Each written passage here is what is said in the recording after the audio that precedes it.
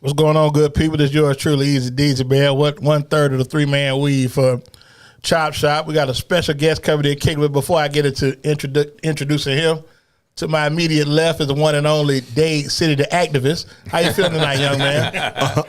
Go ahead, Terry. Man. Okay. We'll get into the activist story a little later in the show. To my far left, the one and only, a.k.a. Ruff. Ruff, how you feeling tonight, young man? I feel with my hands like I always do. But when you say far left, you got to remember we're in a different kind of company. I'm talking about my man, Mr. Spence, but the guy, the producer. The producer had me on the show. I don't want people to think I'm too far to the left. I kind of sit in the middle of everything. Okay, that's fair. You stay in the middle of the road. Okay, that's fair. You should, as you should. So with that being said, we know every show we dedicate to my man, Will D, man, left us back in August, man. Rest on, brother. We still riding for you. So with that being said, without further ado, our special guest tonight, man, I saw him, actually, I was sitting at home and saw a feature on him through Facebook where he was actually on Bay News 9 speaking about bullying in sports, just released a book. And I said, man, you know, we got to get him to come on because this mental health with these athletes is real. So he was good with coming on. So without further ado, man, we go and welcome distinguished and esteemed author Fred Spencer. Welcome to Chop Shop, brother. Thanks for having me. So let's go on and get into it, man. You put a book out, Bullying in Sports. Where'd that concept come from? Something that you observed as far as saying when you coached, or just something that you dealt with, or just how'd it come together? Pretty much all of the above. If you go in the book, you can see I talk a little bit about my story from middle school where I was teased and bullied a lot. And that's before I hit this growth spurt. Okay. Hey. Because I don't know if anybody. Fred's 6'6". I'm like, who bullying you? We sitting down now. We're not this close in height. Nah. Okay. Fred's 6'6". I'm like, yeah, who bullying you at 6'6"? But that's before I hit the growth spurt. But even then, I had a learning disorder called dyslexia. Okay. So I dealt with that. You know, I still deal with it all my life. But I try to kind of use my experience that I went through, and then once I hit that growth spurt, became an athlete, how I was looked at in a different light. So, you know, with everything, we see the suicides and things going on now, I said, okay, what can I do? So I started a program with my son, AAU program, Anti-Bullying Through Sports, where I was teaching athletes how to use their platform to make a difference in their community and their school.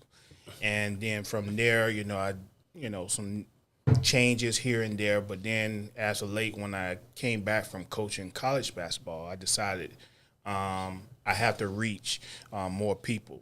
So that's when I decided to put it into a book, because everything I was trying to get into the school, the colleges, and everything else, I was running through red tape. You know, so I like, you know what, but the message I need to get across. So that's when I decided to put it in a book, and here we are. Well, you know, Gene Atkins, former Saint, FAMU graduate, he also suffered from dyslexia. Yeah. Actually, it's quite a few people, and actually they probably should speak a little bit more too. Correct. And do more to help people who are slightly dyslexic. And believe it or not, I didn't even know that was something I was dealing with until I was a freshman in college. Because unfortunately, and although that wasn't our topic that day, the school systems don't have programs geared. Resources. Well, they have we're not going to do that now, Big Gene. We got the resources. They don't tend to gear them enough toward special education programs such as to deal with, which is not. It's just, you know, something that can definitely be overcome, but they teach kids how to deal with it. But absolutely. I think something with that too is that, you know, we all play ball in school, but I think is that I can't, you know, I dealt with bullying as a freshman. You know, we had the one dude on the bus, want your lunch, buddy. And if you, we talked about that when Marlon was on here. Did you deal with bullying activists? So I moved. I was in 8th grade. I moved to New York. We was in Queens. And, you know, I'm from down here, country accent. I dress different, talk different, look different when I get to the school.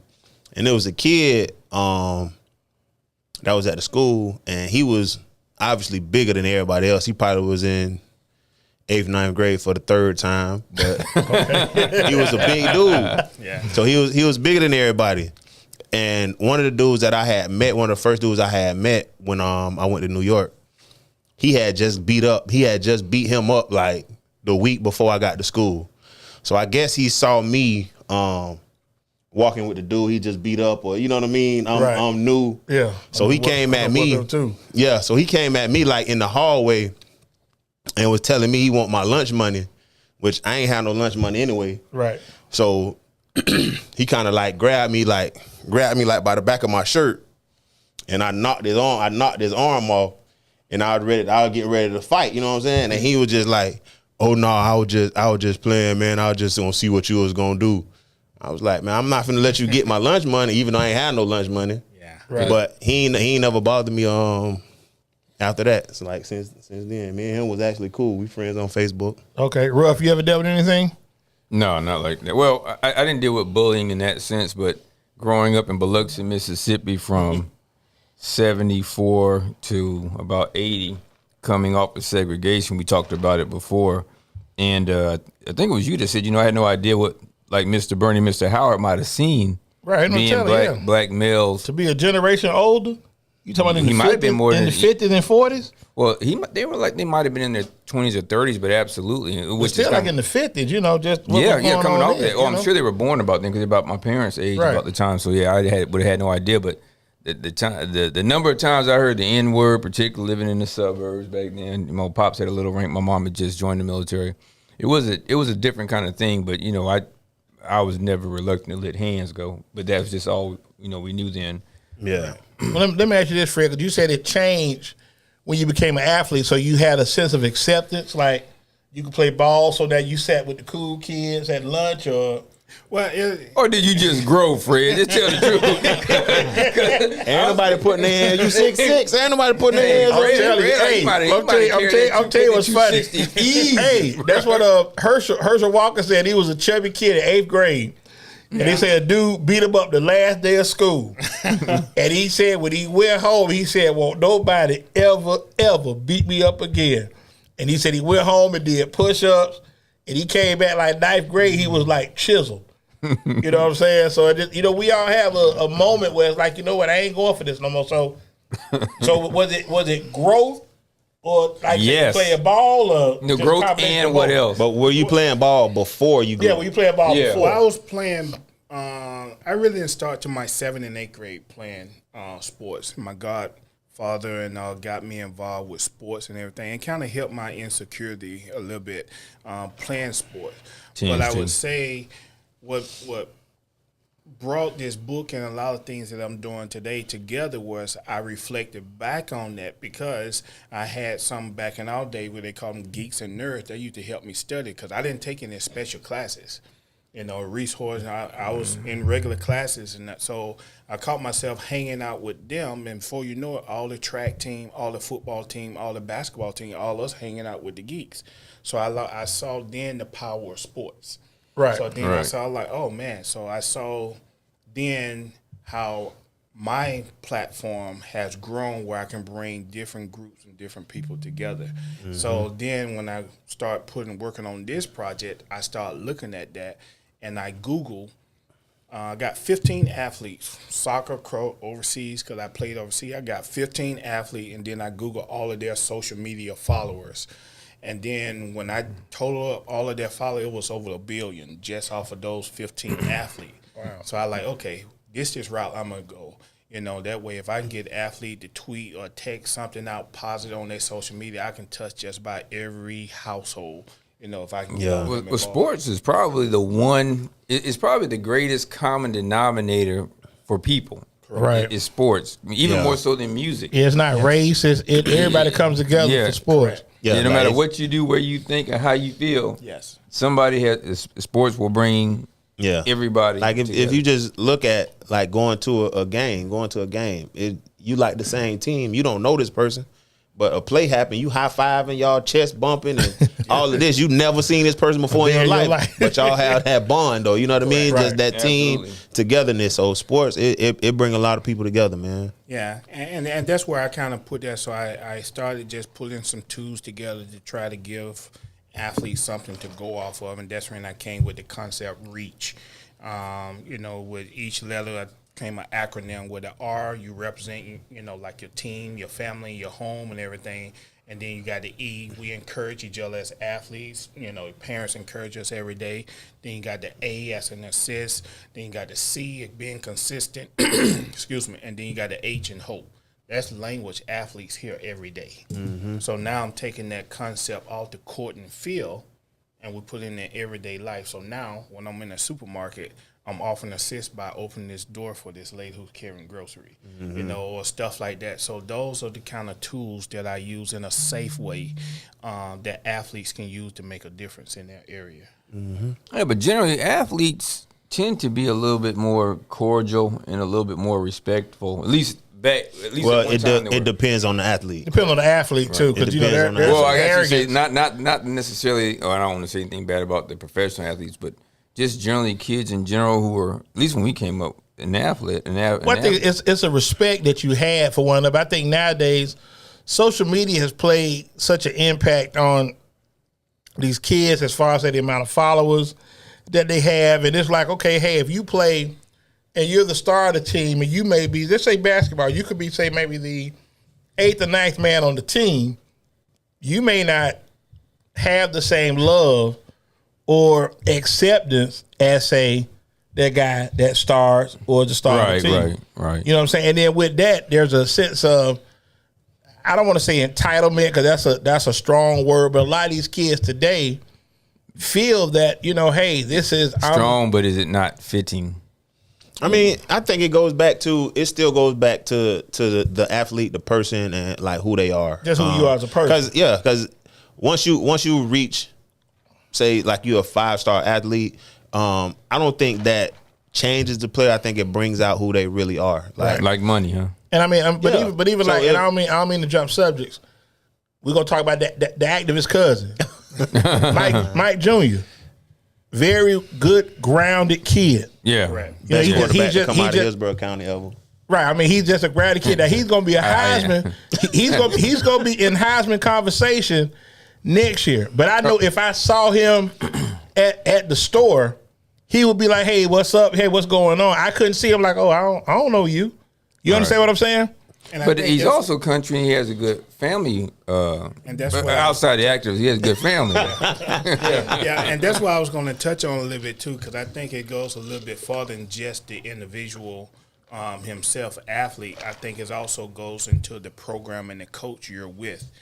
For example, prime example, what you see Coach Prime is doing now, or the type character of kids that he wants in his program. And when I pilot this with my son back then, that's when I said, parents, you're here just for basketball, you're in the wrong place, because all of my guys, I did an etiquette program where all the boys took their moms out on dates so they can learn how to treat women. They had to maintain a 2.9 GPA. They had to do 25 hours of community service each season, because everybody's not going to get a sports scholarship. Mm-hmm. But in Florida, if you got the community service hours and you got the grades, now you can get a Bright Future scholarship. So I'm setting you up where you still can go to college and everything, but is there any other program set up the way I had them? So that's where I'm saying the coaches also had a huge influence on some of those things that we were talking about. That's true. Absolutely. But also that would help doing what you do for kids, especially if they're mannerable, that can have that tweener or that guy that a coach may look at and say, well, I'm going to give him a shot anyway. Plus coaches help kids become coachable later on. And that was the word. I was looking for you to say coachable kids. Yeah. Yes. And then coaches, that's when I did my program, I brought the parents in, because coaches have a huge influence on your kid. So whatever I'm talking to or talking about or going over, I bring the parents in. So you know how kids are. They play mom against dad and whatever. Well, you couldn't play coach against mom and dad, because we're all seeing and hearing the same message. So when they get in the car on that ride home, the mom heard what the coach was saying. So they can't say, oh, well, mom, I didn't hear it this way. Well, if you didn't, now mom and dad can explain what the coach meant or what I meant. So that's where I think coaches have a huge influence on a lot of those things. And as players, we know it. Like, we hear it every day, and that's when one of you mentioned cocky and arrogant and whatever case may be. But at the same token, they are humble, and most of them have kids where they want to see something like this out in the community as well. Right. You know, like people talk about Kobe Bryant, say he was arrogant. I didn't see it that way because the guy put in work. He was just confident in his ability. But you look at his program, how he coached his daughter and those teams, have those same philosophy. Right. Well, I don't. If you think about it, the competitive nature that most of us have in everything we do in life, Correct. probably came from Athletics. Sports, I couldn't imagine, even with what I do, and I tell Heavy, I said, what started to get me that turn within the courtroom was I just reflected back on being an athlete, not just being an athlete, but how hard you had to work, game film study, and that stuff. It definitely translates. Plus, we had expectations as athletes, and then also you want to win. Correct. Every day. You want to win, and Every I think day. that's something that gets, not to say it gets discounted, but I tell kids all the time, there's somebody right now, while you sitting back with playing your video games, texting, whatever you're doing, outside that's working. They working. They working. Yeah, They working on their game. I just read a little post about Ja Morant and his dad. He said Ja Morant was never one of the top athletes coming out. His dad came home one day and Ja Morant was playing a video game. His dad told him, now you in here playing this video game and somebody out there outworking you. They playing harder. They working on their game right now, and that's why your name not being heard. He said after he told him that, he had to make him come home.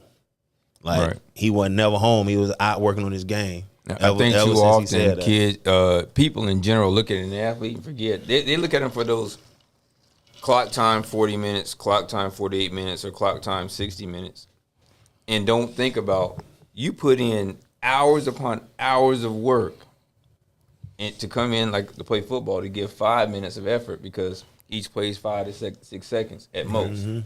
And it takes, and you have to be extremely special for those 5 to 6 seconds. And in basketball, can't imagine soccer doing this. In baseball, Daryl talks about the eye standing in there when the ball is moving. Yeah, I couldn't do it. You got to make contact with it. But I think like you said, I couldn't even stand in the box. But just like you were just saying, putting in the work. So I'm gonna ask you this, Fred. When we were talking earlier, you were talking about with the parents. Did you have resistance from parents? I know if you had an AAU team, it's a safe assumption everybody ain't gonna play. Correct. Okay.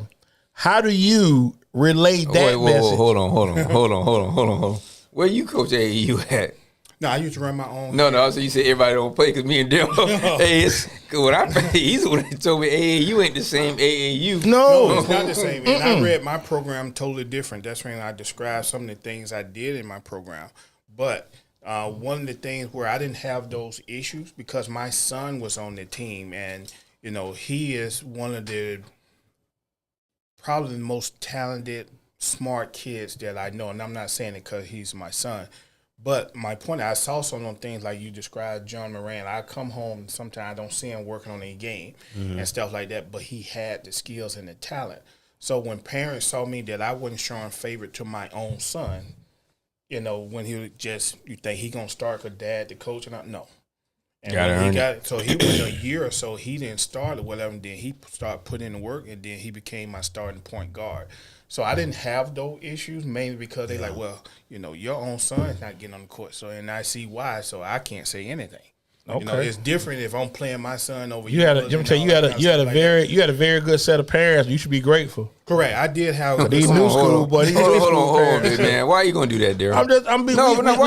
We keep it above. We keep it above. Terry looking at me instead of looking at you. Terry, that wasn't even right. I don't want to look at him. Okay. That wasn't even fair. Okay, foul. That's my first. I don't even want to look at him. Let me keep playing. That's my first, coach. I won't get another one. Block on number 4 over there. I won't get another one. But I think but like you said earlier, it's just that's the key now. Just like with coaching and with these kids, it's a sense of entitlement, and it's almost comical to see like you said that your son didn't play because he wasn't one of the better players at that time. Correct. But you got a lot of coaches that run that daddy ball. Here you go again. Especially like I say, hey, if I'm sponsoring the team, I'm paying for the team. Hey, my son gonna play. Here come a flagrant. It happens a lot, and not just in basketball. And all of most of the travel ball stuff, it happens a lot. I still see it to this day. Really? But, yeah. I really do see it still this day. Because I stopped going, not even just travel ball. You can go to some of the high schools and everything in this area, and you'll see kids play because their entitlement that they have or what their parents donate to the program or whatever the case may be. So you see that a lot. But that's another subject. The views and opinions expressed do not necessarily represent those of Chop Shop. Okay. Well, I shouldn't say that because over there we got the host just dogging parents. But, just say what you said when we on the phone. Hey, I understand it. No, I understand. But I want to get Fred's intake on this. You spoke about Ja Morant, and everybody saw Friday night halftime of the Laker game. Did you see that, brother Fred? I didn't. I saw some highlights. You saw some highlights. So you've been briefed. Correct. Okay.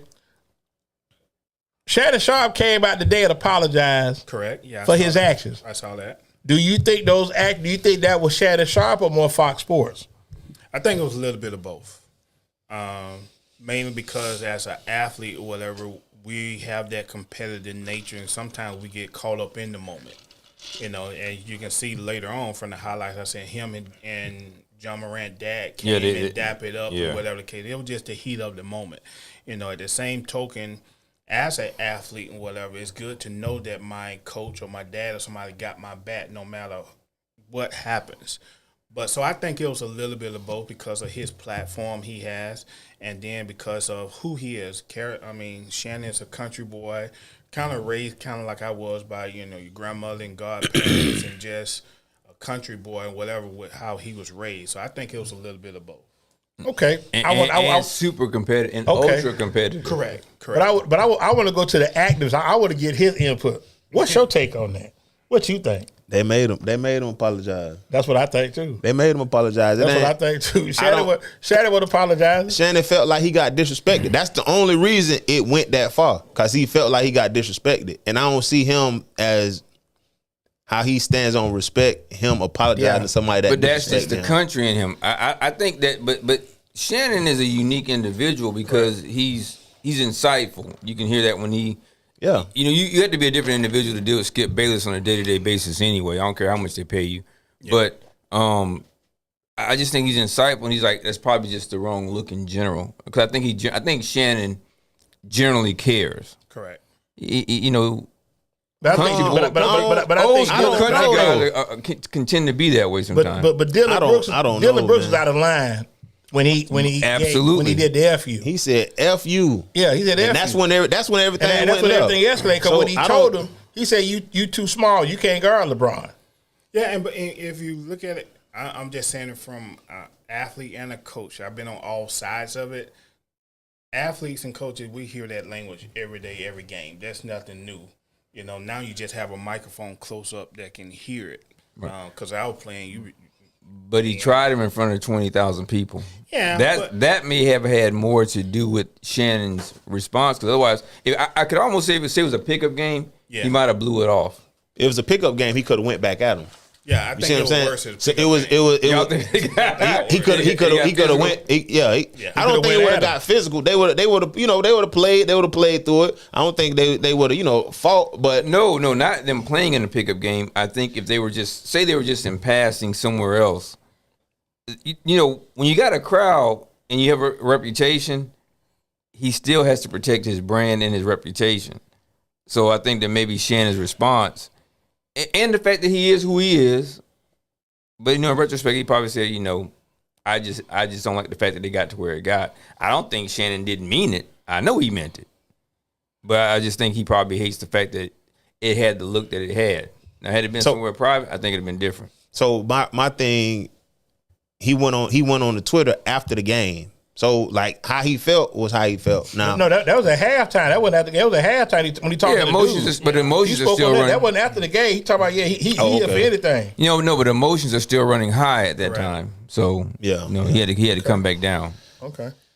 I just want to try to, You want to keep something going. Just keep something started. Yeah, we keep it going now. Look, So let's get back to the Bob Warner athletes for the Hall of and Fame. athletes and bullying. Yeah.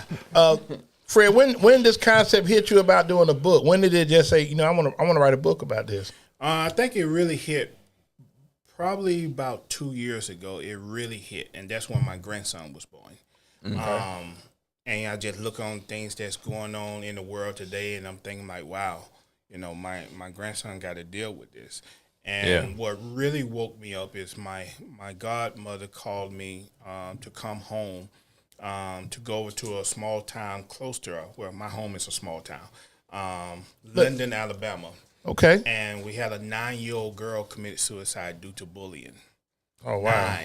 And That's crazy. that was like, it hit so hard that, one, because it's close to my home, but I was thinking about 9, that's the last thing we were thinking that's about. what I'm saying. Like, how you even figure out how to do it at 9? But you got social media can tell you how to Yeah, there's a lot of kids that suffer from a lot of things, and they take a very dramatic approach to it. And sometimes they don't know how to reach out to people for help. But yeah, and that's the thing too with this situation. A little bit, I know she was going to her mom for help.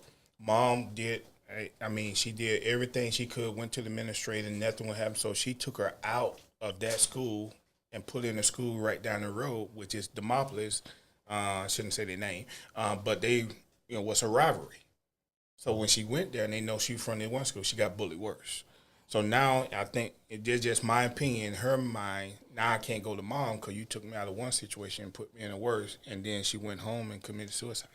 But I think something that we should implement in schools is that, I know you got counselors that you have on site, but I think it's a lot of people are so, I don't want to say afraid. No, you can say it because I are not comfortable speaking to people about stuff that they endure, stuff that they deal with, and that has to change. I mean, people have to come forth and speak on whatever it is that you're dealing with, because you never know what people go through on a day in, day out basis. But even then, it's the action behind it. Like I come tell you, if kid come tell you, well, then what's going to happen?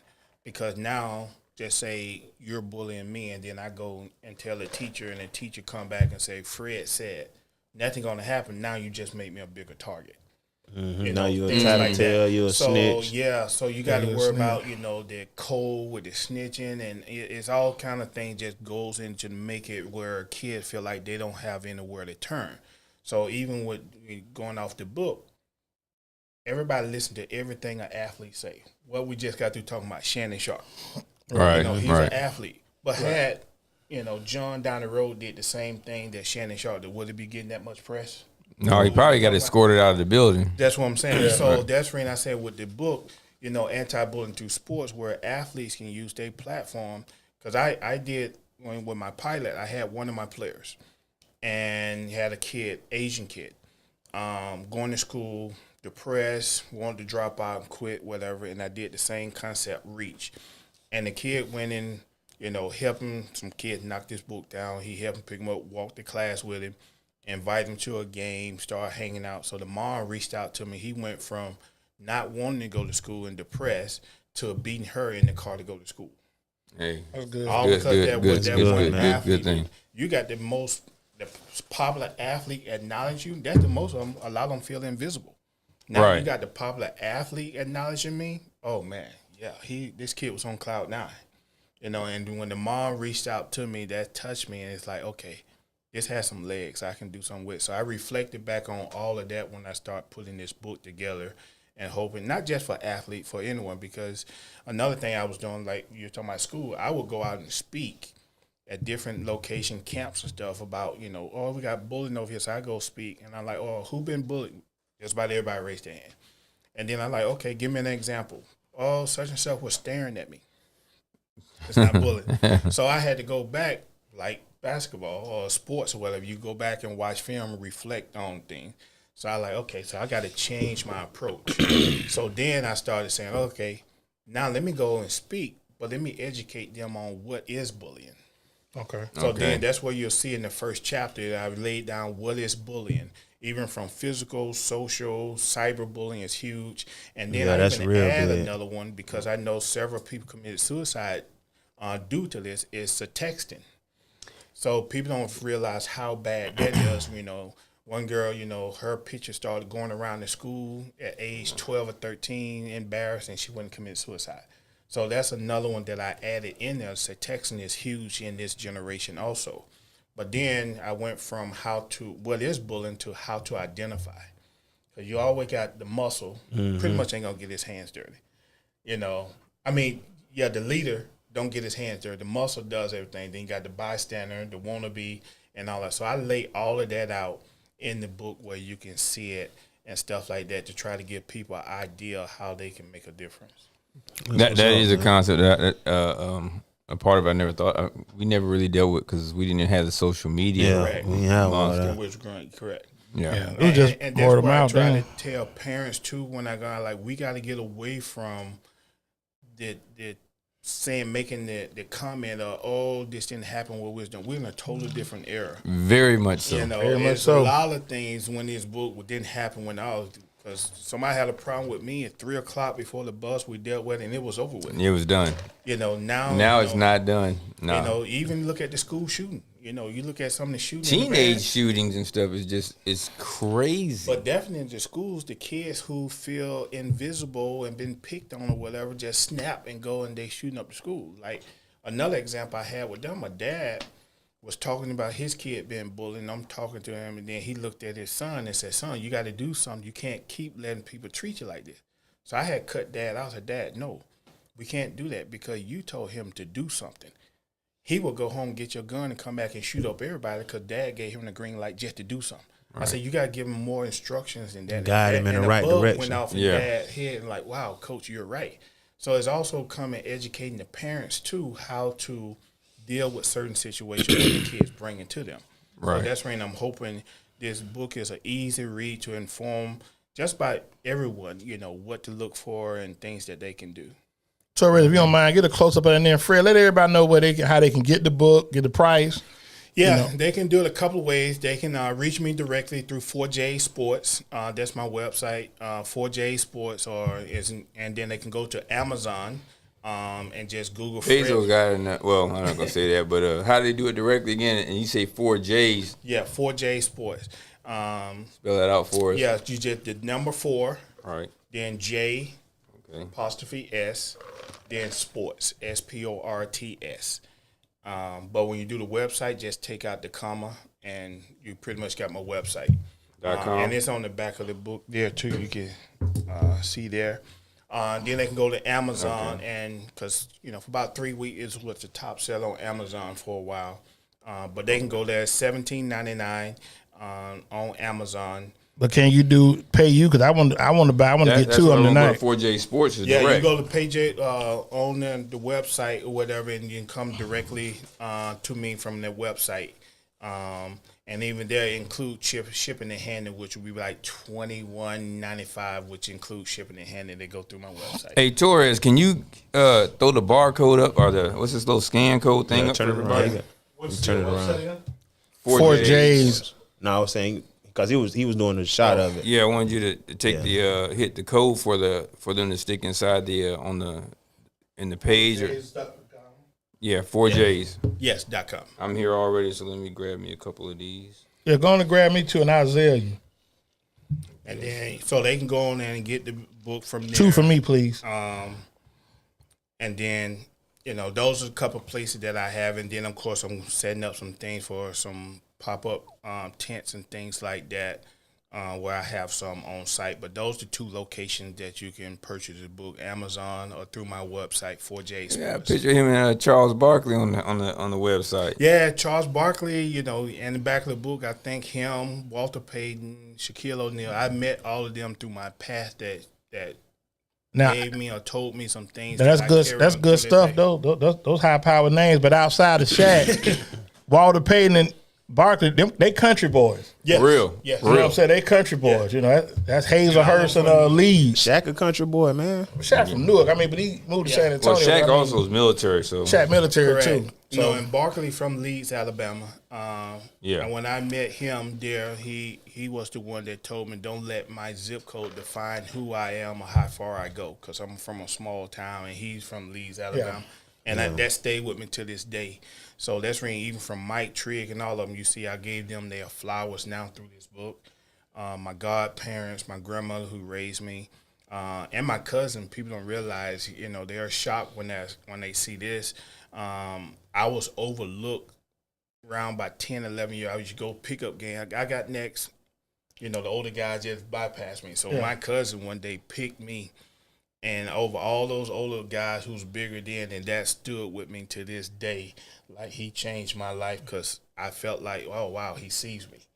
And I didn't ever want to let him down. So that's when I became a top defender. I couldn't shoot all those guys, but I became a top defender and stuff like that. So, I'm telling you now, one thing play that pickup ball, that getting downs, boy, that's ooh, you don't want to wait. No. Right. So, you know, so those are some, you know, I acknowledge some of them guys, my godparents who've been with me still to this day. You know, my godfather, I used to think one time we went play pickup ball, I would think he didn't like me, you know, because, you know, I was a popular athlete, but no one wanted to, like, I was dominating, but they weren't playing me as tough as he thought like they should have. Right. So he would get off of my team and get on the other team just to guard me. Okay. And elbowed me and everything else, and then on the ride home, he would explain to me what he did. Like, no, He making you tough. Oh man, and to this day, you know, he's my guy. He's my rock, man. I talk to him all the time. You know, I shot a few backboards. You know, catch one on ESPN when I was at Troy. So I had a pretty good life. But wait a minute. You broke a backboard at Troy? Yeah, I actually broke 4 in my Okay, career. wait. We gotta recognize the sponsors. We gotta get back to this. So look, we got 3. So first shout out we do it to my man Will D, man, Cigar Life. Right. Check him out online, www.cigarlyfe.com. We riding for you, baby. Ruff, let everybody know what you got going on, and we'll get into our break. You can Google Fred Spencer backboard, and it'll pop right up. Okay, go ahead and do that for him. For the people that see us on YouTube. Okay. I am Greg Dawson, GD9 Attorney Pro Se Consultants. I'm semi-retired from the world of helping people navigate through the court system. We will, on occasion, do a consultation. I'm up to my neck in responses to the city's motions to dismiss. But sooner or later, probably the next couple of weeks, I'll be relaunching for my site, and I'll keep people up to breast with what's going on with me in these several court cases. But you can check us out at gregdoss.com, and don't forget we do have receipts. We do not own the rights to this music. We'll be back in a couple of minutes. Go ahead, Torres.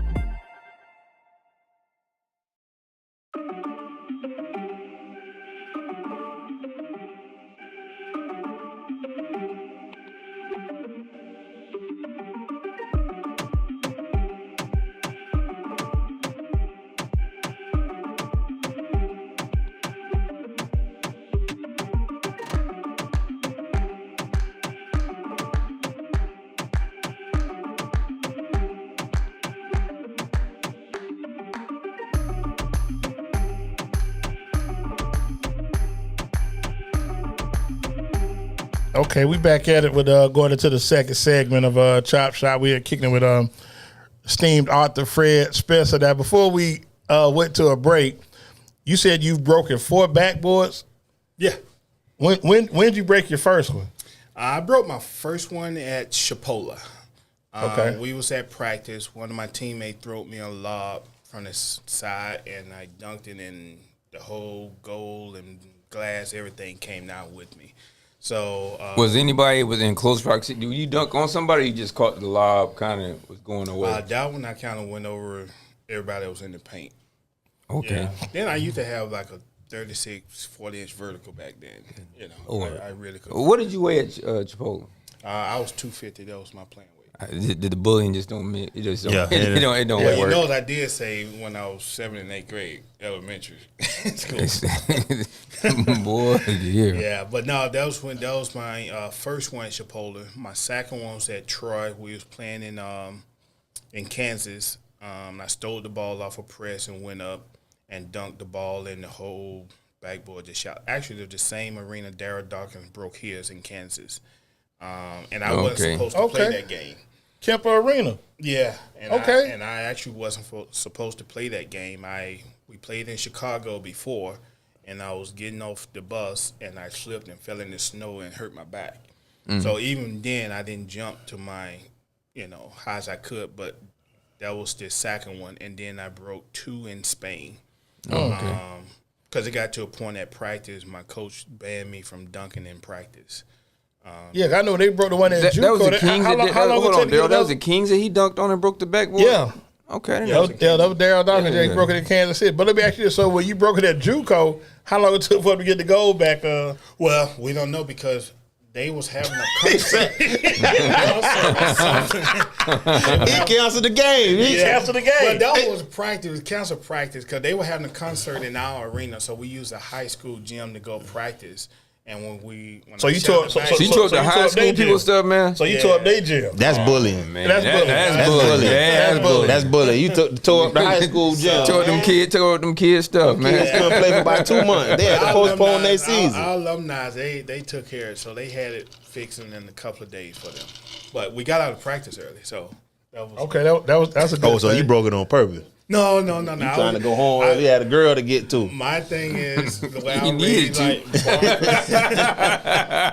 and where I was raised, like Barkley and all of them, you see, we played with power. So anybody try to block my dunk, I'm gonna try to break their arm. So that's when I always went up with power. As you should. So let me ask you: how many years were you at Troy? I was at Troy 2 years, and Chipola 2 years. Okay. before that. And I always ask athletes. I'm a bucket list kind of guy, so I get intrigued by certain things. Yeah. Favorite arena you played in on the road? Like amazed, like, man, this is really, really nice. I would say my favorite at that time was LSU. Here you go. So Here you're you a go. couple years younger than me. Here so you go. You was with Shaq then. Yeah, he had just left when I would play because when I left Chipola, the Right. biggest reason why I came to Troy because they became D1. That was the first Okay. year they was in the mid. Okay. So you was back there with Hey, you're older though than Vernell Singleton. He's back there with Vernell Singleton, Mo Williamson. Mo Williams. Yeah. Yeah. No, he's older than him, right? Well, No. I'm 50. Oh, you're 50. Okay. Yeah. So, but that was the best arena that I played in that, I look at and I'm like, wow. Because I know so many people, Shaq and all of them came through there, that what Right. really made it. But I would say that was one of the most, and where I shot the backboard, knowing that Darryl Dawkins did the same, I always have that connection. Did you ever play at Alabama? I played at Alabama, yes, and coached there when I was at Middle Tennessee. We played them in a scrimmage game. Okay. Troy okay, that's probably cool. played. Did you play against LSU when you were there as well? Yes, Yeah, that's what we I'm played thinking. against LSU. Dale Brown. And we had the system. We averaged, I think at that time, we averaged about 130 a game. Because I don't think people know. I mean, y'all didn't play no defense, huh? Oh, we running gun. Our And the three and the three was in play then too. Yeah. Okay. Yeah. So Troy, the year before I came there, they scored 258 points in one game. And the team What? that lost, yeah, if you Google it, it's there. 258? 258 points. Y'all should be ashamed. Y'all should be What ashamed kind of of clock yourself. kept that score? Yeah, what kind of clock kept you that don't got score? no clock that keep Well, that see, score. and see, that was funny because when I shouted the backboard, the issues that we were having on our side is the goal they brought out the tunnel didn't have a shot clock. So our coach told them, we don't need it. because after 10 seconds, we got a shot up. Yeah. So we didn't need a shot clock. That was more for the refs and the other teams. So they're kind of like they were like Loyola then. Yeah. That Worse. system. We Yeah. pressed the whole game from tip. We was up in your grill. So Did y'all play a lot of people to run that kind of frenetic style of play? only one we played with George Mason. They gave us. They played us. They ran our system. We ran the same system. Okay. No, he's saying as far as the I'm talking amount your of players, team. Like, did y'all have played y'all dress 7, out? Y'all 8. played 10, 11? How many would y'all play? Ooh, we played 13. Goodness, Yeah. you talking about 250? I mean, y'all are running all the time. Oh yeah. No, we press. I'm telling you, free throw made, free throw missed, whatever. We in your grill, full court. Bro, there's some teams right now don't score 250 in 5 games. Yeah. Right. Well, the team that lost was DeVry out there. I remember. Yeah. Yeah. They scored 141 and lost. To y'all, Yeah. when y'all scored 258. 258, correct. Boy, I could never be a part of none of that because I got to see defense. But you got to think about with Troy, when I went there, we ran more than the track team. That's how good a shape we was in. Wow. Okay. That sound like so sound like tech basketball. That's like tip basketball. Yeah, we had my They run all coaches day. who I still communicate Wow. to this day. They Coach Mastery and Coach Felix and Billy Jeffcoat. I mean, they had me in like the best shape of my life, man. They had us. We literally track team used to feel sorry for us. How much running we did. Man. Let me And ask all you, that running, you still with 250. Now you said LSU was ate like well. your Ate favorite. well. What's the loudest place you've played in? The loudest. But the fans, they on top of you. They rambunctious. It wouldn't have been Kemper? Yeah, not at that time because it was more a scrimmage. Oh, okay. I would say during that time it had to be Central Connecticut State. Okay. They had the guy Keith Kloss who was 7'1". Yeah, he played in the league. Yeah, he led the nation in shot blocks and everything. And then of course He played for the Nets, if I'm not mistaken. He Yeah. played in the league. Yeah, I remember him. And I had 20-21 on him, 20 points, 21 rebounds. How many dunks with him in close proximity? I had 7 dunks that game. With him in close proximity? Yeah. Okay, Ron Cycle. When I say my hometown, when you look at Barkley and all of them and style, he was no threat. He was thin. I was 250. I took him with me. Yeah, and that came. We played them right after I shouted the backboard, so we got hype from people coming to see that game. And on top of that, plus he was leading the nation at that time. And out of the 7 dunks, they took away 2 because they said I was hanging on the rim because they didn't want the same situation, shouting the backboard and all kinds of stuff. Yeah, you got to chill, man. Yeah. You doing too much out there. Yeah, way too. Tearing the goal down like that. Yeah, Yeah, so that was probably the loudest Central Connecticut State. Wow, that's a surprise. Yeah. That's And when you played JUCO, y'all played all over the state. So did y'all? How'd y'all do in JUCO? Did y'all make it like playoffs?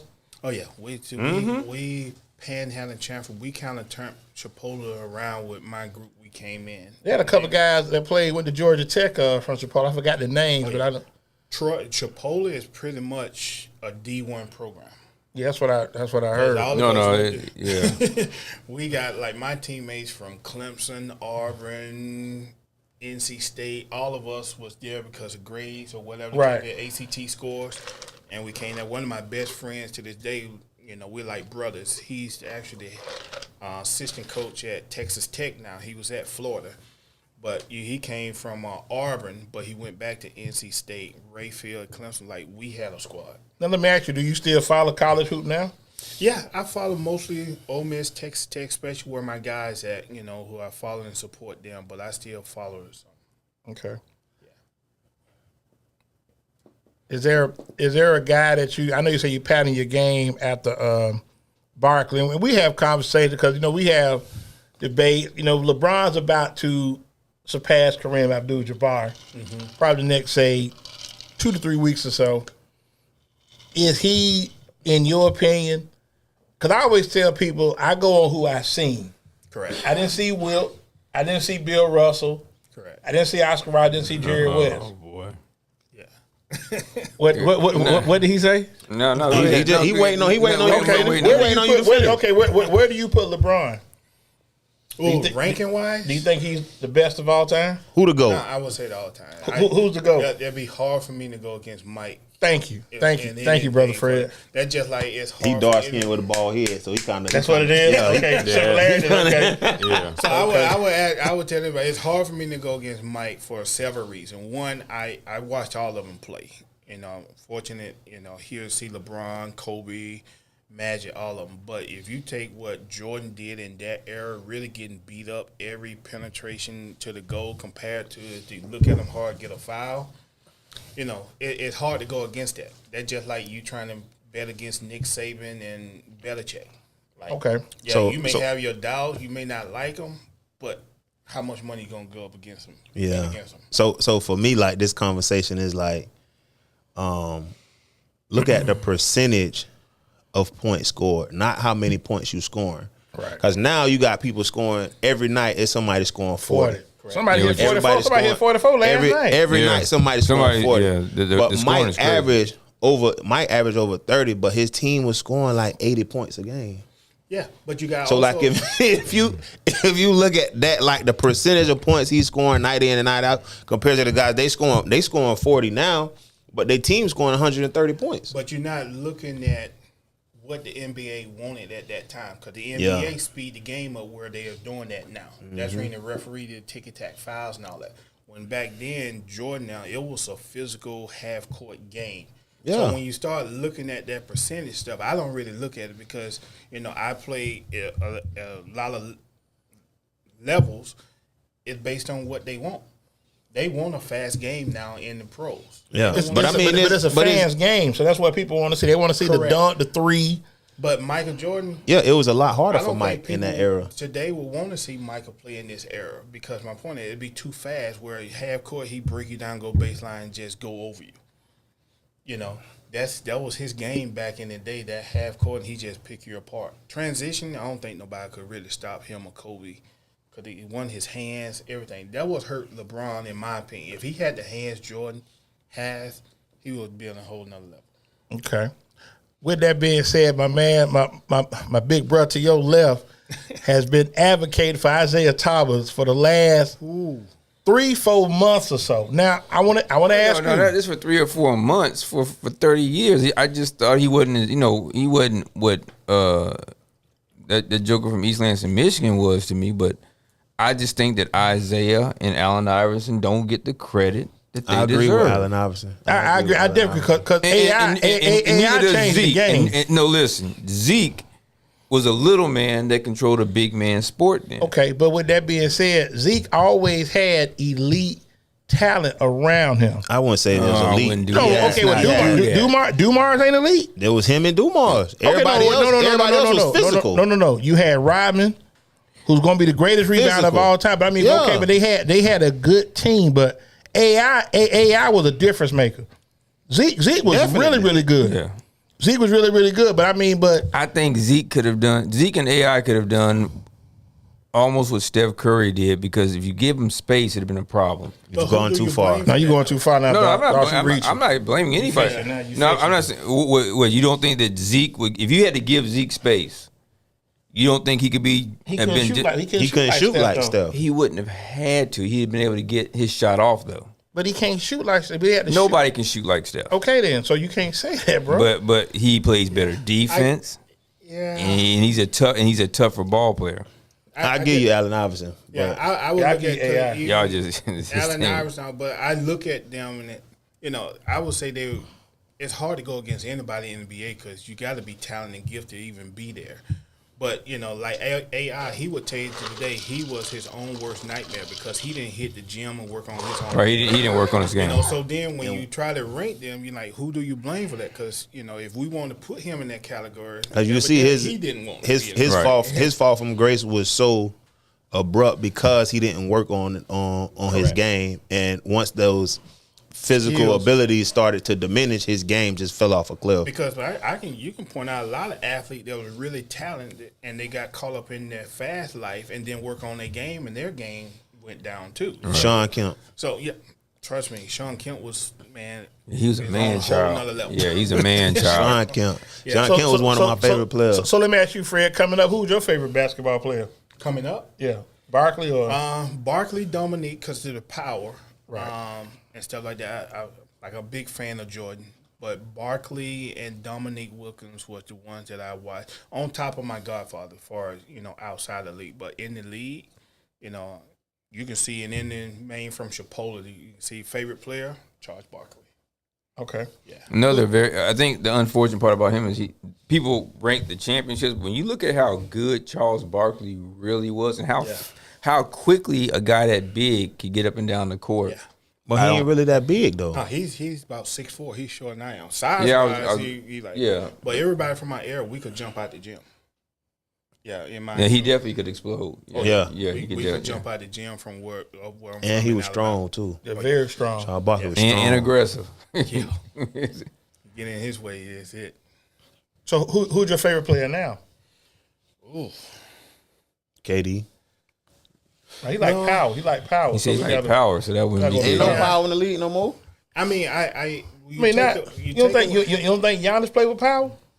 Giannis, yeah. I don't watch a lot of pro, but if I were to take one because of his size, what he bring, you take away all that other craziness, I would go with Draymond Green because of the toughness. Toughness, yeah. And not only just the toughness, but he's the glue of the team. People don't realize that. I said that years ago. I've told people that as well. I said that years ago. They He looked is at the me. glue and bring everything together. He gonna do the dirty work. He gonna do the dirty I work. said Correct. I And said he every was the team- steering wheel and to the every car. team needs that. You I look like at that. Activist, I like that. Yeah. you look at Chicago last That damn three. steering wheel to the car. Dennis Rodman was that guy, and Jordan Pippen could do because all the focus was on him, and they could do whatever they needed to do over there from a strategy standpoint. But I would say if I had to pick one now today, it would be Draymond Green. Just take away all the other. Is it because he But got? what because you he say got all that the other right stuff? What hand, do you or- mean? You mean just All what the he talk? extra, the talking trash, because I wasn't a trash talker. Oh, player. okay. That's not me. I didn't have that part in my game. I let my plan speak for me, but that was just me.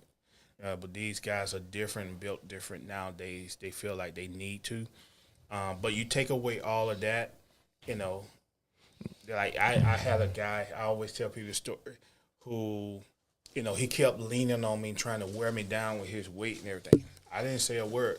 I told the ref they didn't do anything. So at timeout, I went over to my trainer and I said, hey, put some ice hot all over my shoulder. So then when he was laying his face and stuff, now he got all that ice hot on there.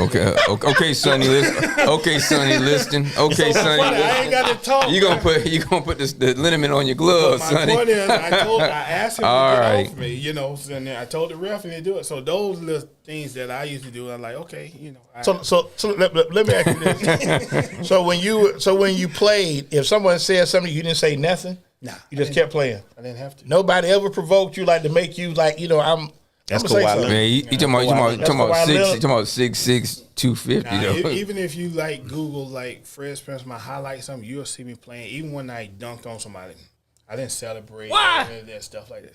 Why? For what? Man, So he like the Barry Sanders of basketball.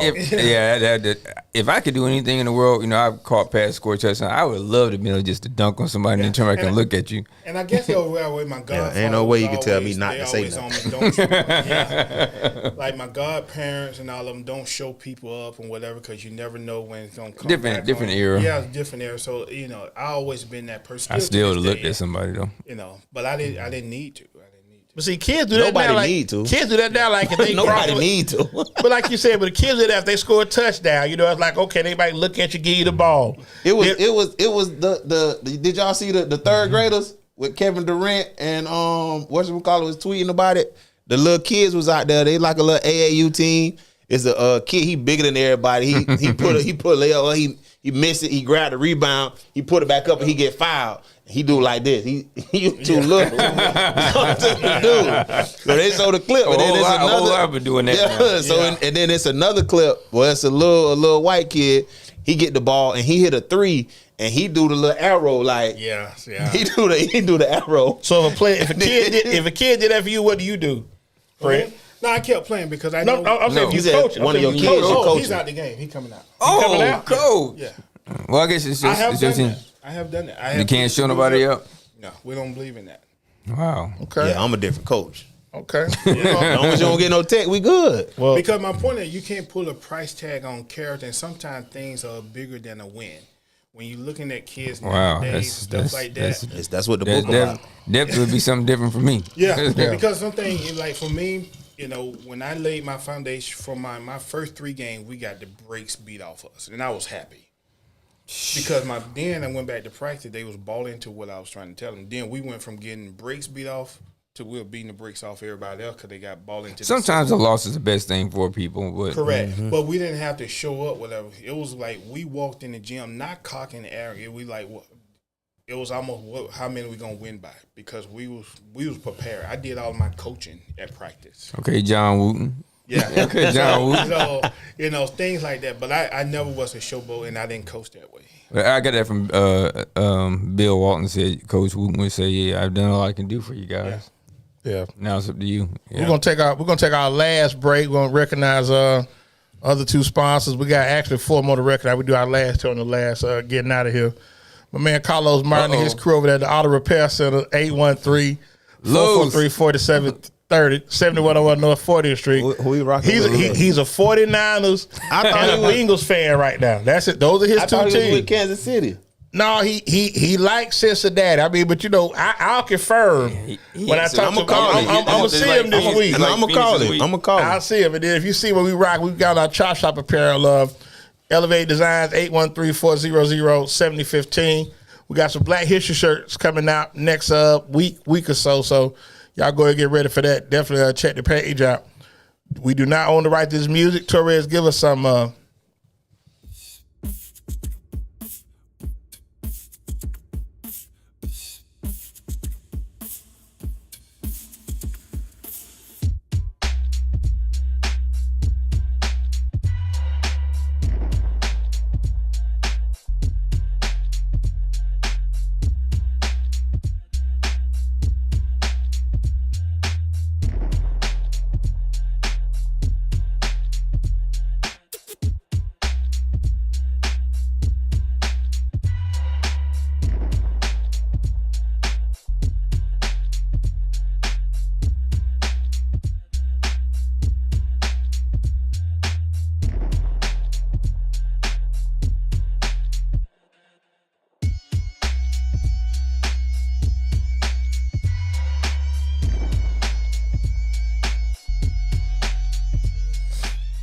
All right, so we back at this. Our coming from our last break, so we finna get into this. Matt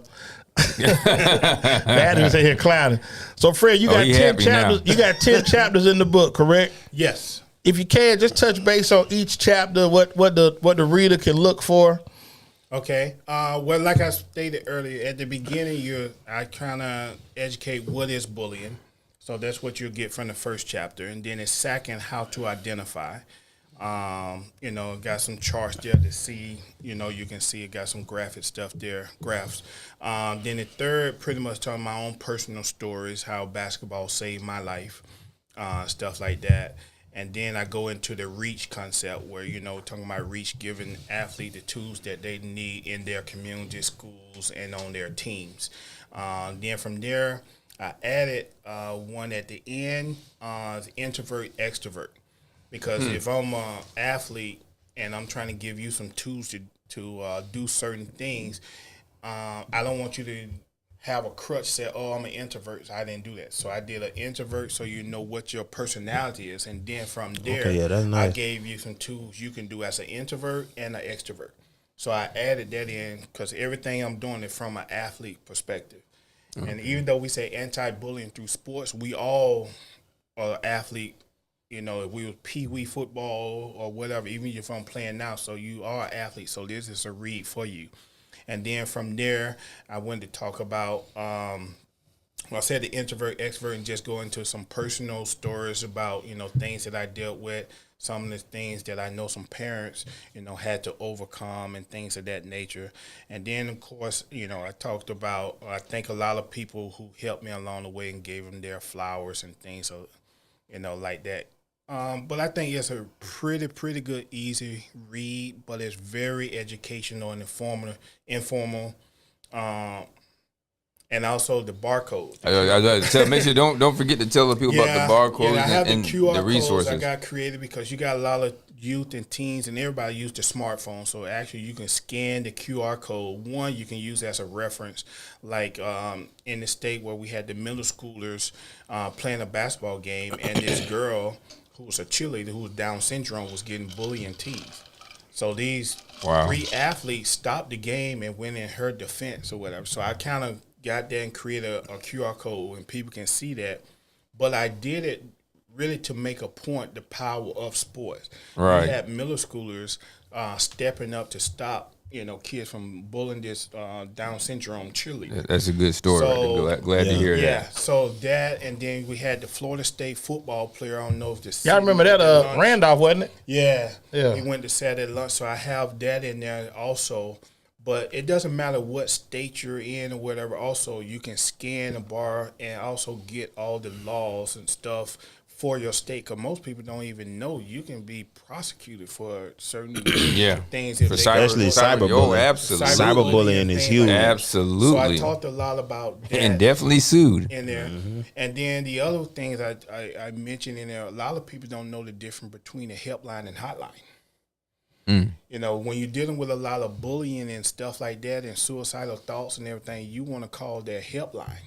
Okay. And then a lot of people calling the hotline would deal with a lot of emergency stuff or whatever the case may be. So that's one of the things that when I took a tour of the crisis center, I got educated on and stuff like that. I'm like, oh, I didn't know. So imagine how many other people don't know, the difference between the helpline and the hotline. Right. And then they just changed the suicide hotline to 988 now.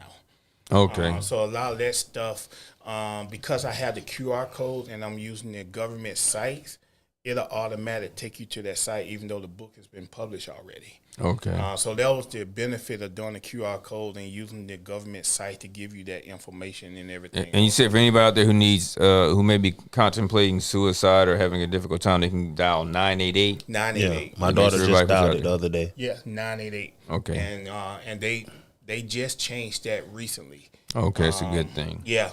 But it's 988. They can call. They have any thoughts or whatever, need help. They got the experts there to assist you and help you and talk you through any situation you're dealing with. Yeah, it's great to hear. But I think something to us, and we're all black men sitting up here. Sometimes, growing up, you couldn't show or vent your emotions. Correct. Like I think as black men growing up, young boys, if you cried, you were considered soft. Yes. You know what I mean? Like, stop all that crying, boy. You know what you're crying for. Yeah. But like you say, but we human, we have emotions, we have feelings, and I mean, you have to have that outlet of somebody that you can reach out to give you that sense of comfort, so you do not move in a tragic direction. And absolutely. Also we have to, as parents, we have to get away from teens being teens. Because back in our day, when a teenager go in the room or whatever, we in the hormonal stage and teenager and start isolating yourself from the family and everybody else. Nowadays, you can't ignore that.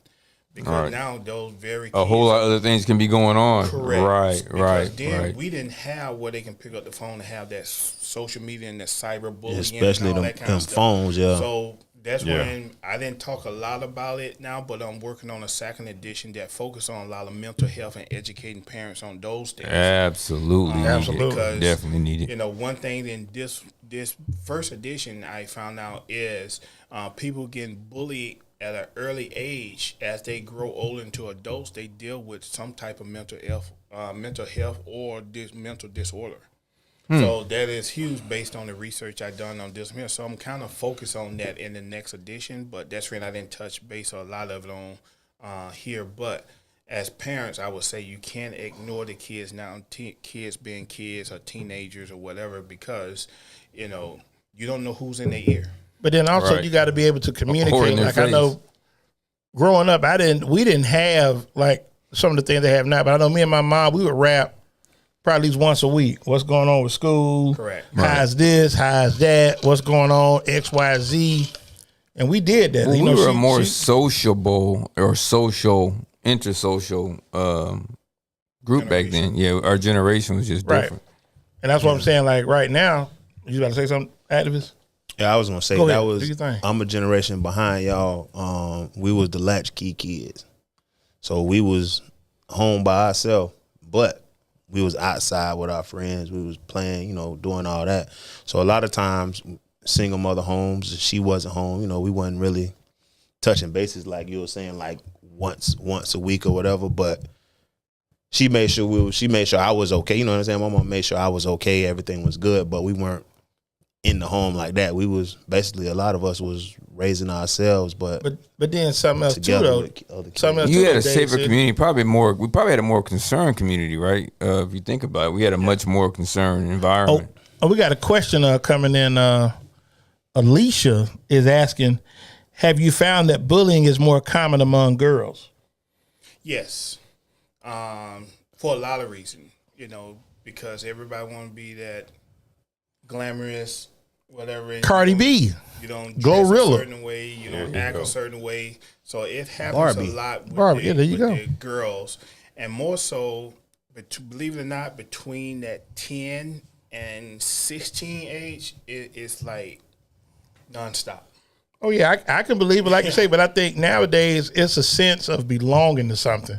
yeah. People want to fit in and to be accepted, like you spoke about the wannabe. Correct. It's a lot of guys that you have in circles, they with bullies, and you're not even nowhere, you don't even You're come not from that built like that. environment. You're Right. not built like that. You're not Yeah. built like that. And not to their defense, but that's when I focus on what is in the first chapter. A lot of them don't even know some of that action is bullying. And then some of them who think they being bullied, it's not being bullied. So that's the reason I put a lot of emphasis on the first chapter and what is bullying. So you can know the difference between being rude, being mean, and being bullied. There's a difference between those three. And so I think that's what I tried to break down in that first chapter. Cool. And then I think something else too, with this senseless gun violence we got, my parents knew what I had in my room at all times. There was no secret stash or, I got First, you this didn't have here. your own space. Yeah, you didn't have your own space. Yeah. You just lived. They just gave you a room Yeah. to house your stuff. But right. wasn't that yours? Yeah, at Yeah, all. my mom will go through my car. I bought a car. My mom will go through my car. Right. See, they had to know. Yeah. And They didn't want no surprises. But even like you said, as a single mama, your mama still was up on what you had going on. So wasn't no surprise. Our parents didn't. Well, I'll say more of the mothers that I knew. My dad's a little bit more philosophical in his approach because he just sat back and said, "You know why she went upside your head, right?" But we had mothers who didn't pretend not to know, or didn't pretend. We couldn't say, they couldn't just say, "Well, he did this," and she said, "No, he would never do that." Not my child. They Oh, know. no, They knew no, us. my child. Oh, I know you did it. Oh, I know you did it. I know you did it. Oh yeah, I know I'm you did. gonna give you a chance to come clean. Yeah. Wop. Yeah. Ain't no. Wop wop. So what happened? And I hear that So a lot what now happened? when kids who is the bully, and I hear a lot of parents say, "No, my kid wouldn't do that." That's what I'm And you just give saying. them the Hey, green light give them to continue. what my aunt used to tell them. So you think these people come to work all day just to deal with Yeah, deal with you. You think you can sit there all day at school, act like a fool, and that's what they come to school for? They just go call me and just make up something? Yeah. They got 30 other kids in the class, and they say, "Oh, you the only one sitting in here." so she got something against you. Yeah. Yeah. Okay. And the bigger thing too with this one here, and even off her question, I think what I put together can go across the board. No matter you black or white, Republican or Democrat, rich or poor, they can go in any neighborhood. And I've seen some programs where it happen in South Tampa, it won't work in East Tampa. Right. But Exactly. Well, it's just like athletes. Some athletes you got to yell. You can yell at. Some Correct. athletes you got to put Correct. your arm Yeah. around. Say, okay, son, we can get this better. So Right. this read here, no matter where you are, it can make an impact. Okay, another question we got coming in, Brother Fred. Alicia again, do you feel bullying is a learned behavior? Ooh, that's a tricky I think it's one. a pack mentality depending on where it's at. I don't think it's a learned mentality, but my point is you can't ignore it because sometimes I see how parents act on the sidelines and their kids act just like them. Okay. But then I see some who bully just to feel important or But Make them feel better about feel themselves. because they are insecure with themselves. and that's just what I was about to touch on. So if you're a kid that may not have the freshest clothes, Correct. may not have the nicest haircut, your grades ain't right, that's that's your defense mechanism. Correct. So I can come back at you. Oh, but you can't whoop me. Yeah. I can. You can't whoop me. You know, like. And that's what I'm saying. So then that's where you get those wannabes and bystanders want to follow that because they don't want that person to turn on them. So that's when I say is I can't say no to it, but I see so many other reasons why people are bullying and doing some of the things that they're doing. So you think there could be some form of, in some instances, self-medication for other things? I'm not a fan of medication. No, I said you think they bully as a form of self-medication? Oh yeah, to make them feel better. And make them feel better. Correct. And you, if you look at it, that's when people understand the power of sports. Like I had a kid with my son, coach, who was in the foster care, and they gave up on him and whatever, and put him on my team, and he went from that kid sitting in the front row being respectful and everything, not acting out and things like that. So a lot of them, when they round the right mentor or coach, or because a lot of them, I always say, you don't know what you don't know. Right. And if you in a certain area where we live and that's all you see, that's all you know. Right. So now you take that person out and put him over here. Oh, he gonna stand out. Oh, he's rude. Oh, he talk like this or whatever. But you can't blame that kid because He's a product of his environment in most instances. Either way. So a lot of that happens also. Understood. But I think another thing that is big, like you said, product of your environment. A lot of these kids, young boys, don't have dads. Correct. Don't have father figures, you know, and I think about you, like you say, your dad passed and you were young, but you had uncles, older cousins. So you always had that segue. And you know, when you the little cousin, they go bother you, they go bully, they go rough you up a little bit. Yeah, I've been through bullying. Yeah. I've been through bullying. Now, as far as outside of the family, you're a survivor. outside there ain't no bullying outside of the family. We got a big they used to make up. But that's also part of code, culture, family, Correct.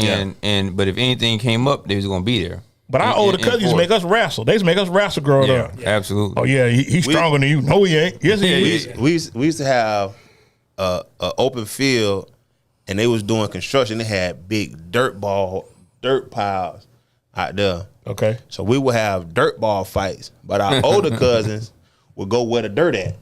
We gotta get over there to the pile to get our dirt to throw at them, but they already at the pile. Okay. Well, they get some good shots. That's bullying. That's bullying. But that's another thing we have to change. And I know I use that to the day because I had a 5th grade teacher tell me I never amount to anything because I never had a dad. How do you tell kids that is? How do you tell kids that? I made the teacher cry, so I'm pretty sure. Yeah. I'm pretty sure they feel like that sometimes. But you got to think about it.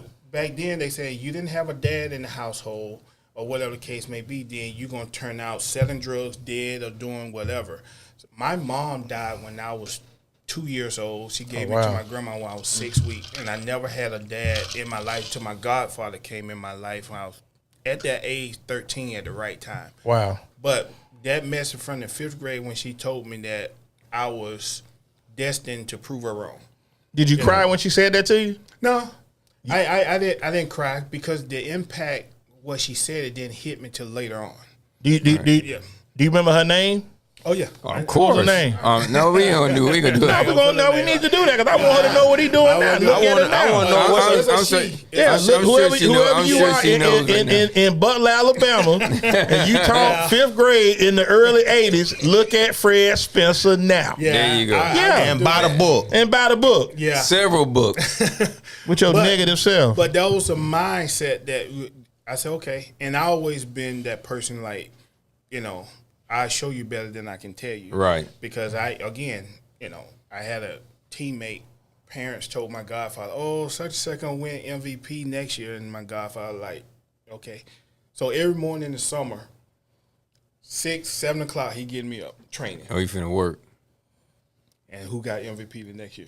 See, that was your motivation, though. That was your motivation. Yeah, so that's when I say he's been my rock from then all the way up to now and my godmother. But little things like that I use as fuel to, you know, do certain things. And like now, like I was talking to Darren early in the week, like what's challenging for me now is you see so many people, they react to situations than being proactive.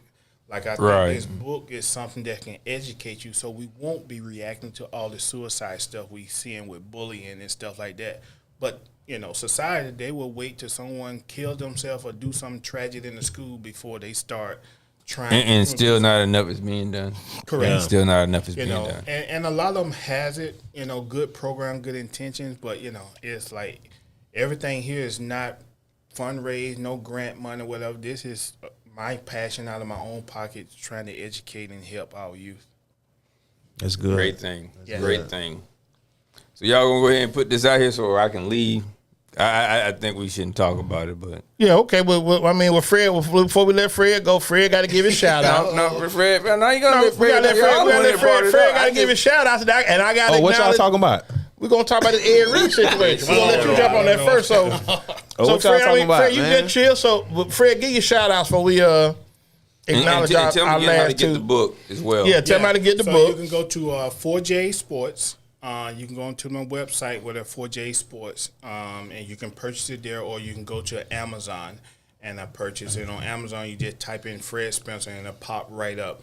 I have an ebook and the paperback, and probably in another 2 weeks, I have a Spanish version. Okay. So right now, I'm getting the whole book translated in Spanish because Okay, Fred, hablo. because we got a lot of kids in our Spanish community. I know they deal with bullying. Yeah, I know they do deal with the inaudible book of it. Or you know? Nah, I'm not going. I read it. I read it to you. I do read it out voiceover, loud. so we could do the voice. Yeah, we could I had always do the several people ask voiceover. me that, And- but I'm just focused on those three right now until I do this second edition. But I'm doing a Spanish version, mainly because I played ball in Spain. I plan to go over there to do some stuff at some point with the book on bullying. Okay. But those are some places, 2 places that you can go and purchase the And book. I don't want to cut y'all, but I want to say go to 4js.com before you go to Amazon. I was All gonna the say, proceeds gonna go to. Gonna go to And Fred another Spencer. thing is, you can Google Fred Spencer and it's gonna come out there as well. Yes, and be on the lookout Googleable. too, because I'm hoping to do a anti-bullying bowling tournament. You're gonna do it. You're going to well, do it. yeah. No, Going we're gonna claim that, and we're gonna get behind you on that. I appreciate that. And most of some of the proceeds is going to go to the crisis center. But I'm also going to do a clothing drive during that event, because what people don't realize is when rape victims all go to the crisis center, they take their clothes for evidence, so they need something else to put on. Well, let us know how we can. Yeah, let's know so what when we I can get do. to that point, I definitely be reaching out and we definitely filling help how we everybody in. can. But I'm trying to invite athletes and all of them to another way that I can try to show them how to use their platform to make a difference in their community. Okay. Well, before we get into this situation, not this conversation with Ed Rick, I acknowledge our last 2 sponsors. Best barbecue in the Bay Area, man, and we can argue about that on any platform. Argument. No. Downtown Carver City, man. E-Trig, Mike Trigg down at Conan's. Dragon 1510 Country. North Hubert, 813. He gonna talk drag. 813-870 That's a C-rated 0404. So D, where's the argument on that one though? There is no Not to argument. cut you off. Oh, we gonna have conversation. No, he said no, conversation. no, okay. Spirited conversation. My office right across the street from him, so I know it's like the best in here. And Oh yeah, ain't no doubt about it. Like I say, Right. it's not even. I mean, and I shop with other people, but them my folks. Like I said, I live in Ruskin. Yeah. And I go to call, if I ask my wife, hey, what you want to eat? She say, I don't know. I said, well, I know what I want. You call, I call you when I pull up.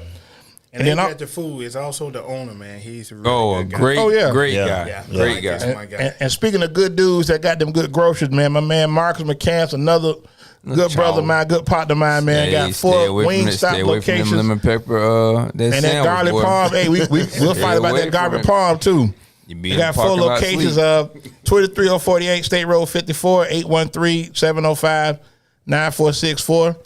Also 1219 Bruce B. Downs, 813-536-0222. That's in Wesley Chapel. You slide down, get into the city a little bit on 56th Street, 9305 North 56, 813-373-5174.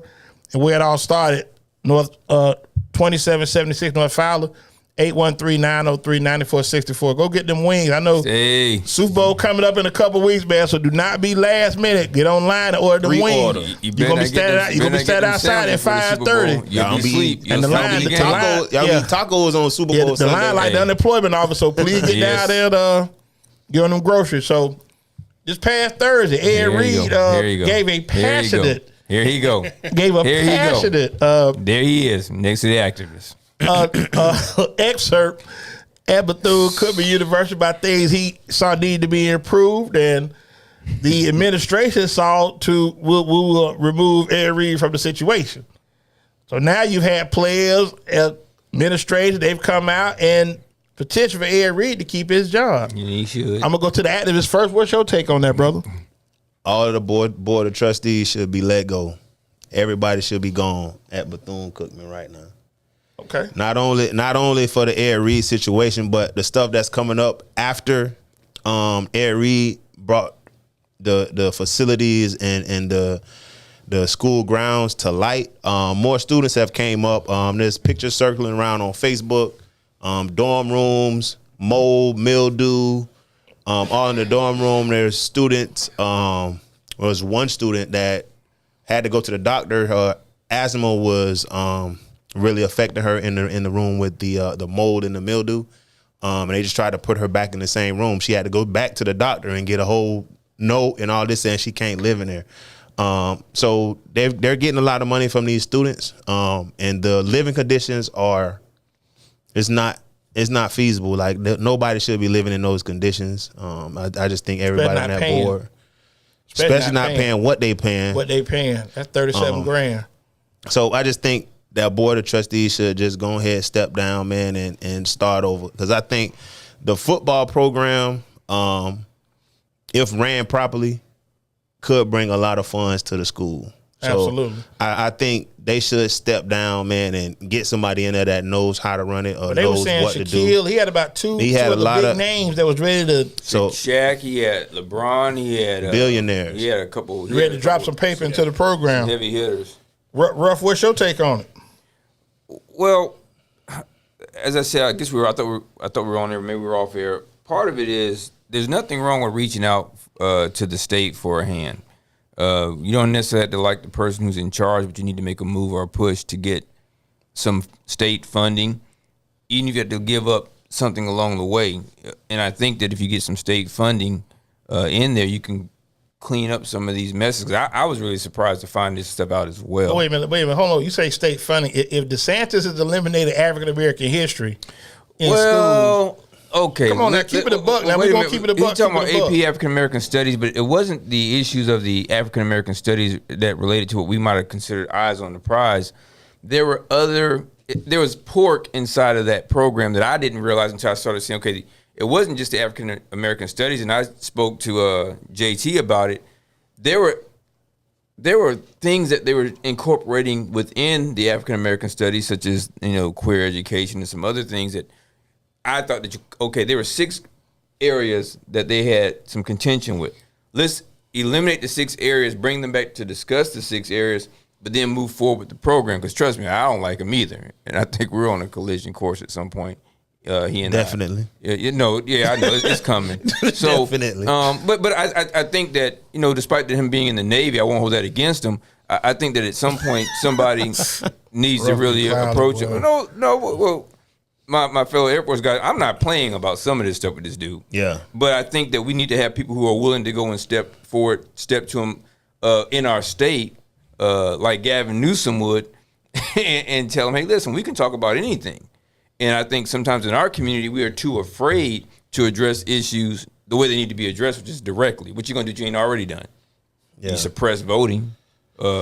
And so, but I think that you could reach out to the state, and I'll give him, I even put him out here right now. I think that he would be at least, he would lend an ear to probably some of Bethune-Cookman's concerns. And if not, that gives y'all more of a reason to keep him in your mind when he tries to run for election in 2024. Okay. Yeah, I definitely think he would listen. Yeah, I think he'd listen. I don't think a whole lot about him in some other areas, but there's some areas I can actually see. It's a campaign coming up, and it's definitely that's how you get people to listen. For everybody out there, you want to get somebody's attention who's running for office, and Miss Jane Castor, you and I are definitely headed there as well. This is the time to do it. What? Hey, listen, I didn't tell her to hire a police officer who fabricates police reports. I didn't tell her to do that. She chose to hire him after he retired. Yes, after I happened to defeat him.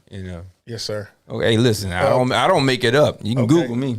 Okay. And we have receipts. We have receipts. Okay. Speaking of that, Google. I mean, before we go get into a lighter note before we get out of here. Sunday, conference championship games. Kansas City, Cincinnati at Kansas City, Philly at San Fran. Give me your two winners. Oh, me? I'll go with you first. Go ahead. Oh, okay. Give me Philly and Cincinnati. Philly, Cincinnati. Yeah. Fred, who you like? I go Philly, Philadelphia. I gotta go with my Alabama quarterback. Okay. I say Cincinnati. Are you gonna take the LSU quarterback? You gonna take Joe Burrow? Okay. Yeah. Okay. So Philly, Cincy this way. Okay. He's in the South. He's a SEC Okay. Ruff gonna put his touch on it. Go ahead, Ruff. Who you it's got? called the Andy Reid Show. So it's Philly, Kansas City. Philly and Kansas City. Yeah. Okay. Well, I'm gonna take the two road teams. I like San Fran over Philly, and I love Joe Burrow. He really is good, man. Yeah, and I put a post out. He's really good. I put a post out. The Bengals do not pay their players. Joe Burrow should get whatever he want when it's time to pay up. Yeah, there should be no. I think they're going to take care of it. They shouldn't even negotiate. He should go in there and be like, "This is what I want." Put it on the table and walk out. No, they should just say, "Listen." They should drop the contract. Yeah. If he wins Sunday, I can guarantee you his contract will be greater than Patrick Mahomes. I don't know if that. Mahomes made $500 million. I don't know which part you didn't hear. Not the same. Because you gotta look at how many times that'll make him 4-1 against him, right? Or 5-1 against him. No, he ain't lost against him yet. Mahomes ain't beat him yet. Yeah, you're right. Mahomes ain't never beat him. He 3-0 against Mahomes. That means he'd be back-to-back Super Bowls, which would mean he would have overcome the whole Super Bowl letdown. Right. And now I'm gonna tell you something. Philly or San Francisco's gonna maul them because San Francisco's defenses, they got problems over there. I like San Fran, but like I say, we'll revisit. We'll come back. They got some bullies on their defense in San Francisco because they bring hats to the party. But hey, Philly doing the same thing, but they racing to the quarterback. They are. It's gonna be some good games on Sunday. And they're gonna need that extra week off. They're gonna need that extra week. Whoever wins that Philly game is gonna need that extra week off. That's the early game, so they had 3. So like I said, it's gonna be some exciting third week off. exciting football coming up. So before I get out of here, man, a couple weeks ago I lost 2 younger cousins. I just found out last week my aunt Blanche Johnson no longer with us. She passed away this past too. So auntie, I'm praying for you, praying for my family in Georgia. It's a rough time right now, but like I said, we just stay strong through prayer. So Brother Fred, I want to thank you for coming on here, kicking it with us, and let us know anything you got going on. I appreciate Chop Shop. You're a Chop Shop family, man. So we definitely are excited for what you got going on, and glad to be a part of it. Definitely reach out Chop to Shop us. 4L. Yeah, I appreciate it. And thank y'all, man, because y'all gave people like me and all of them a platform to come out and just share our stories and things that were going on. So kudos to you guys. Well, that's what it's about. Like I said, we want to bring light because a lot of time people don't get recognition for what they do. Absolutely. And we try to bring people like us. None of the right people get recognition for the right people, like I said. So to come on and come on here and kick it with us. And I got to cut up before I get out of here. So as I always say, anybody want to be an artist, don't want to see the executive producer on the video, hold on, on the record, before you can get dancing. It again. Hey, grab the anti-bullying. Yeah, do the anti-bullying thing, and I'll go back to my Suge Knight invitation. Now go ahead and do Okay, thank you. Anybody want to be an artist? I want to see the executive producer, all the videos, on the record. Don't want to see Dade said the activists cutting up. Come to Death Row. So with that being said, everybody for Bob Horner for the Hall of Fame. Anyway, man, watch out. Hey, next week we're gonna be talking about eating right. I got Regina Green coming on. We're gonna talk about juicing.